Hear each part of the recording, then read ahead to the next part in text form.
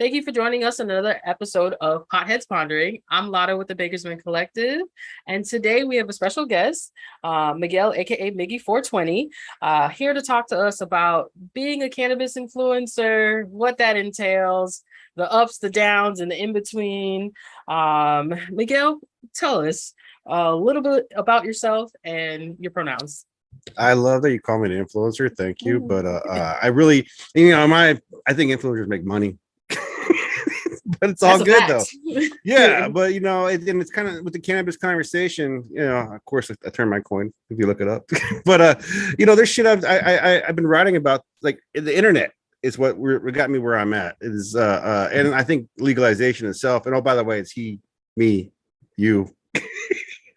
I don't care, because I had a website because I saw the same thing. I'm like, okay, well, as a kid, one of the things I've always been a heart for me is I wanted to be a writer. Like I just wanted to be a writer. Then the internet comes involved. I was in MySpace. I was involved with a lot of writing groups and poetry groups and just different aspects of writing. But in the end, it's a famous poet out there, Charles Bukowski, who just wrote all. He was a barfly, and early in his career, they realized that there's no money in poetry. Like he had to write stories and then get that shit out there.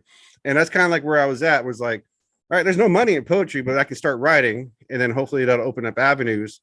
And that was what the website I had called Lazy American. And then there's no traffic though. Like if you're going to do something yourself, you gotta be your best own advocate. But if you have a team and 100%. Do a thing, it's just funny because, again, I was telling you, like, I've done this for the laws. Like for me, it's just about entertaining. The cannabis conversation itself has been, from the beginning, was a bit depressing, right? I was writing about arrest, raids, not even the law changing it. It was mostly, okay, we got medical, but hey, look at all these people getting screwed over for medicine. And really, that's the hard part, right? Like convincing too, it's medicine that look, right. Yes. Yeah, I mean, even though everything historically points to it being used as medicine up until we made it illegal, and then all of a sudden, for some reason, they detached that idea of medicine from it. I mean, not for some reason, it was intentional, right? It was a very intentional purpose. But you're right to speak to the depressingness of cannabis news, which is why my podcast is on pause at this point in time. I felt like I had. It's like if you do a daily show that reports on cannabis news, you are just mad.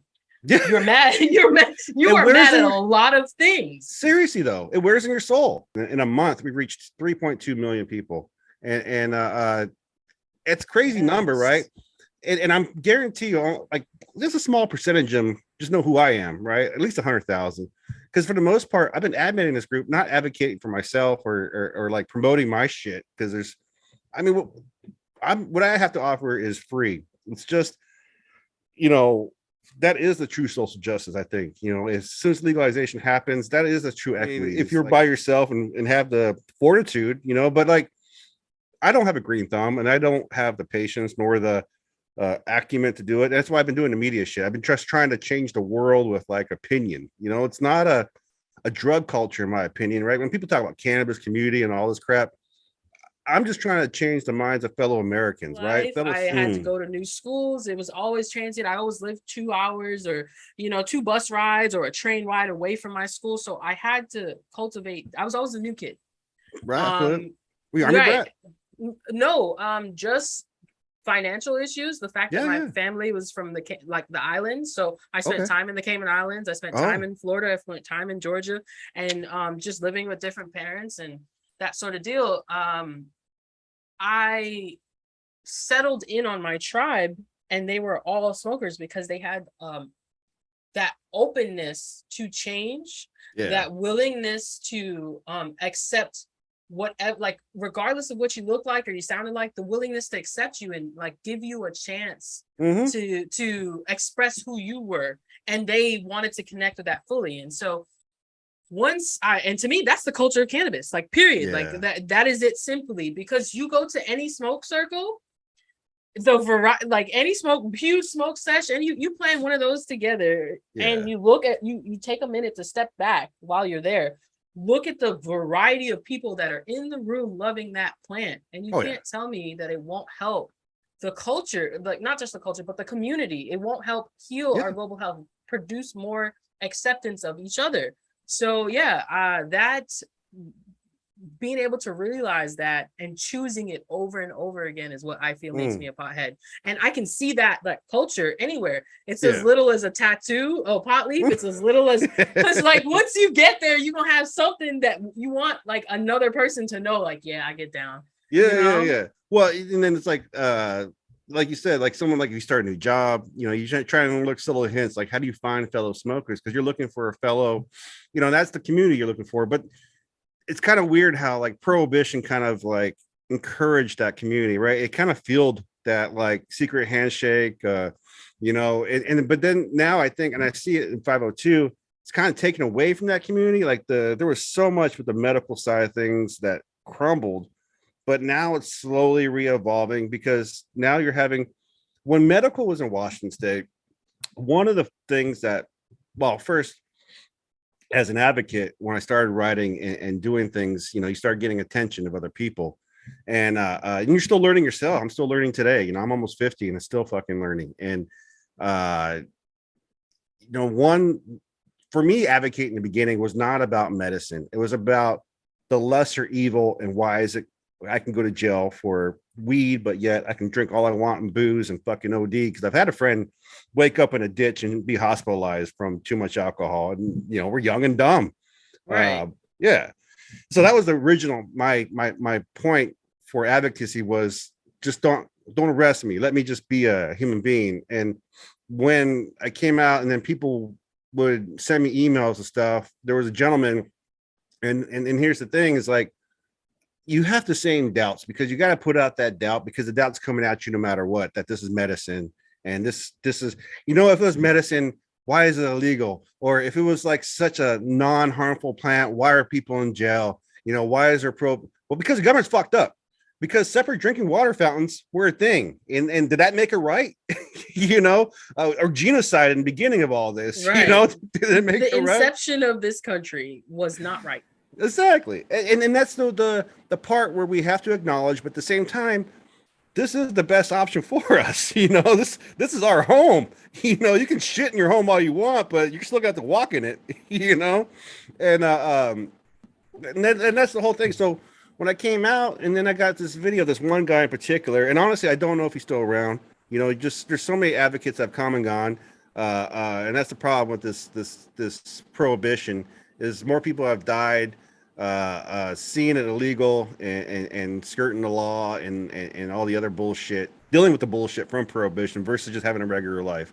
And I'm glad that there are individuals like yourself and, you know, the more that my network, basically, the more people I created and started talking, like, I was like, oh, okay, so we're of the same like mind. Yeah. Right. Well, when I used to be a florist in college, you know, like I mean, all the way from before college to like a little bit middle.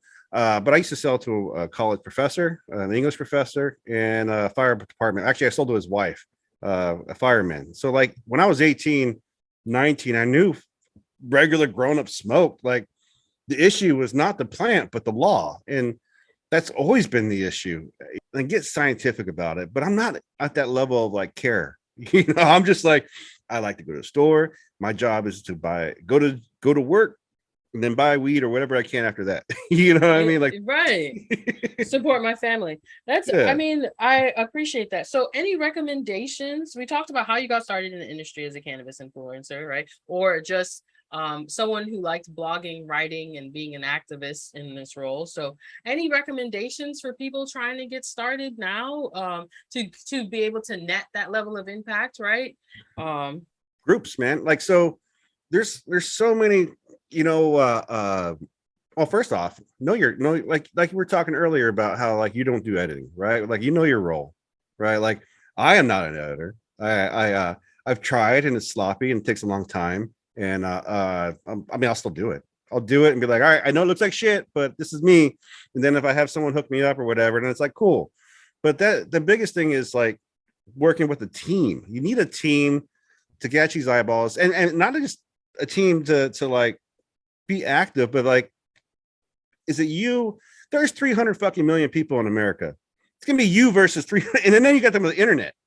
So, and then the modding, and then the the fucking bots that are out there. There's so much involved that you got to combat, especially with cannabis. Like every day I'm trying to like on that Facebook group I tell you that we have. It's if you want to see the URL, it's free THC, Facebook / but daily I'm fighting these goddamn bot weirdos trying to sell weed to other people.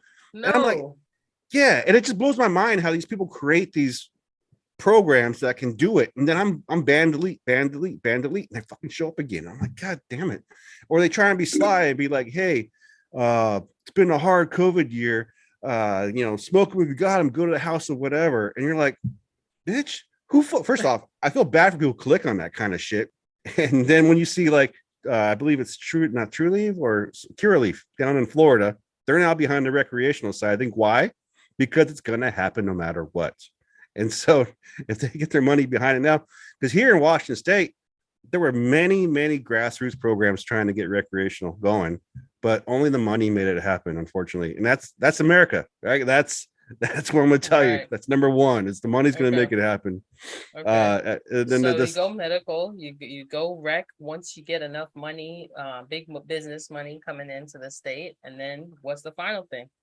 Oh, well, so then, then you have monopolies at that point. Once you have the 502 or your recreational program, in fact, you're going to have limited licenses, and it's you're competing for fiefdoms at this point. It's not even fair. Right. Like everybody should use their blinker light when you fucking change a lane.